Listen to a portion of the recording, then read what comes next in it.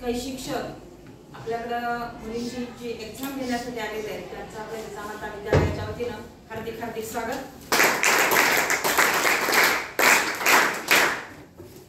खरं तर पुढे जाऊन 10वी नंतर तुमच्या कोणत्या कोणत्या दिशा आहेत, म्हणजेच तुम्ही नीट करणार आहे का 12वी सायन्स नंतर, किंवा जेई करणार आहेत का, सीईटी द्वारे तुम्ही वेगवेगळ्या फॅकल्टीला जाऊ शकता, फार्मसी असेल किंवा मेडिकलचे इतर कोर्सेस असतील, नर्सिंग असेल, MBBS, BDS, BAMS, BHMS, BEMS किंवा मग त्याच्याही नंतर पॅरामेडिकल कोर्सेस, याच्यासाठी सीईटी एंट्रन्स हे गरजेचे.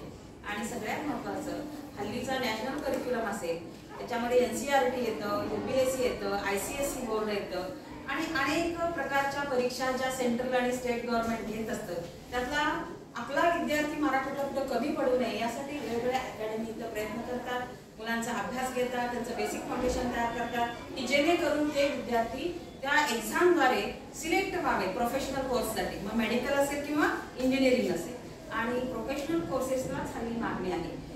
तुमचे जे अकॅडमिक सिलेबस जे आहे ते त्या पद्धतीनं सेट केलेले आहेत. महाराष्ट्र किंवा स्टेट गव्हर्नमेंटचा जो सिलेबस आहे तो सीईटी साठी किंवा नॅशनल करिक्युलम जे आहे ते CBSE पॅटर्न, ICSE पॅटर्न ते तुम्हाला नीट आणि जेई साठी प्रिपेअर करतात. तर मुलींना 10वीचं वर्ष हे अतिशय महत्त्वाचं आहे आणि त्या वर्षामध्ये तुम्ही पुढच्या एक्झाम कशा द्यायच्या याचा गायडन्स अगदी आपण वेगवेगळे उपक्रम राबवतो त्या अंतर्गत हा उपक्रम आहे. सर्व टीमचं आपल्या विद्यालयाच्या वतीनं परत एकदा स्वागत आणि तुमच्या परीक्षेसाठी शुभेच्छा.